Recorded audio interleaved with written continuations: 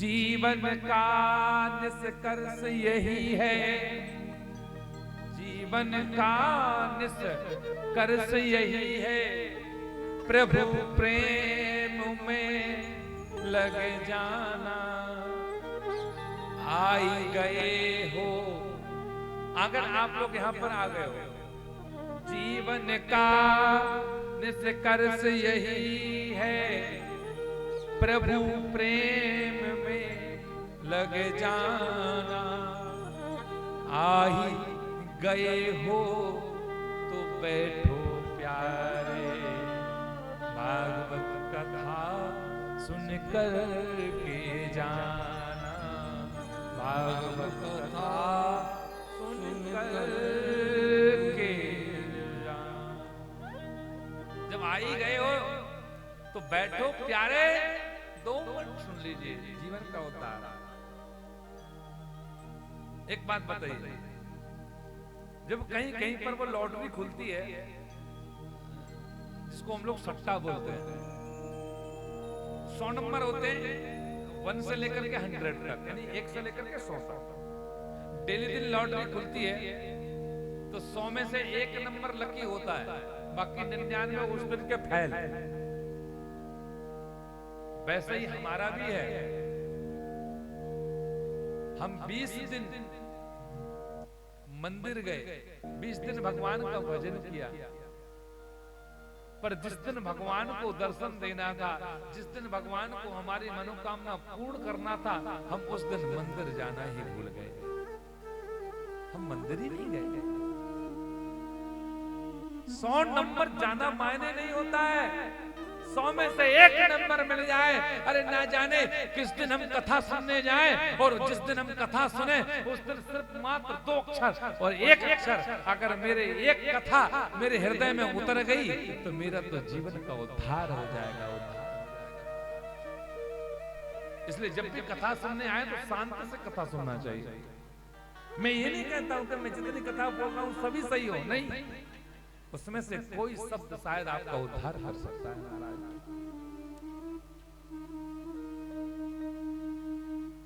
ये भगवान की कथा है, इस कथा को सुनना है तो सबसे पहले हृदय को अच्छा रखिए। और भागवत कथा, राम कथा पीने की वस्तु है, तो पीने के लिए कोई पात्र चाहिए आप लोगों के पास।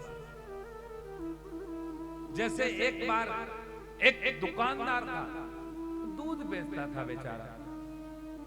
एक व्यक्ति गया दूध लेने के लिए, गया, बोले भैया भैया मुझको दूध दे दो। बोले पात्र लाइए। बोले पात्र तो नहीं है। बोले पॉलीथिन में।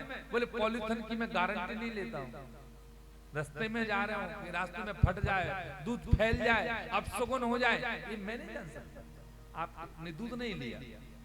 एक व्यक्ति और आया, बोले भैया दूध मुझे दे दो। बोले दूध किसमें दूं? बोले पात्र लाइए। बोले पात्र तो था लेकिन गंदा है। एक व्यक्ति और आया, भैया दूध दे दो। बोले पात्र। बोले पात्र था, चोरों ने चुरा लिया। एक दूध को रखने के लिए पात्र की आवश्यकता पड़ती है, वो भी गंदा नहीं, वो भी शुद्ध चाहिए। तो भागवत कथा भी एक रसमयी है, दूध की तरह है, तो इसको भी पात्र की आवश्यकता है। पर भागवत कथा हो या राम कथा हो, इस कथा को सुनने के लिए कोई स्टील का, कोई पीतल का, कोई तांबे का, कोई चांदी का, कोई सोने का पात्र नहीं चाहिए। पात्र तो चाहिए,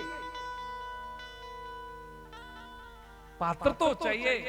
आप सभी हृदय अपने मन को पात्र बना करके, आप अपनी आत्मा को, आप अपने मन को पात्र बना करके भगवान के चरणों में रख दीजिए। स्वयं कृष्ण भगवान उसमें रस भर देंगे और आपका जीवन का उद्धार हो जाएगा।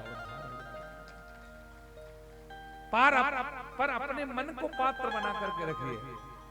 कोई तांबे का मत लाना, नहीं तो कल एक कटोरा लेके आ जाए, महाराज को रस देंगे। बोले नहीं, मन रूपी हृदय को पात्र बना करके रखिए। प्रेम से बोलो जय श्री कृष्णा, जोर से बोलिए राधे राधे। तो शांति से कथा सुने। तो भगवान की कथा कैसी है? श्रवणम, श्रवण करने की वस्तु, पीने की वस्तु है। और राम कथा या भागवत कथा जब भी आप सुनकर के घर जाओ, सच्चा श्रोता वही है जो यहाँ सुनकर के घर में अपने मुख से निकाले, वही सच्चा श्रोता है, जो याद रखे।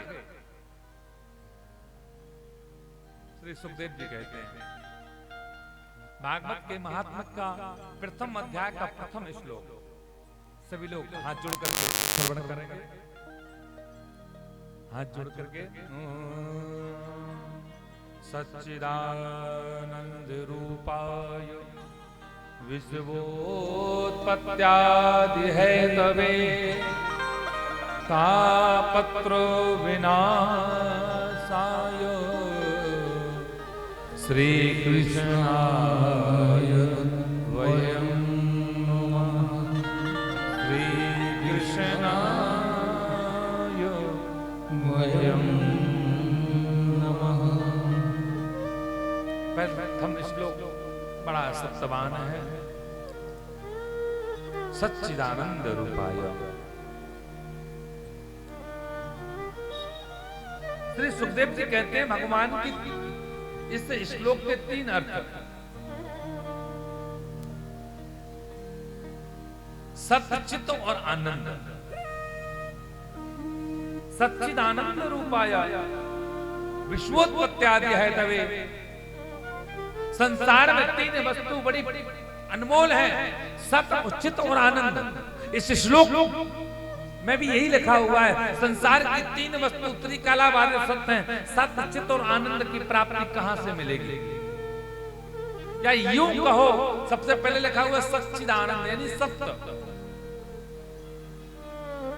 सत्य यह है, इस श्लोक में सत्य सबसे पहले लिखा हुआ है। सत्य इसलिए लिखा हुआ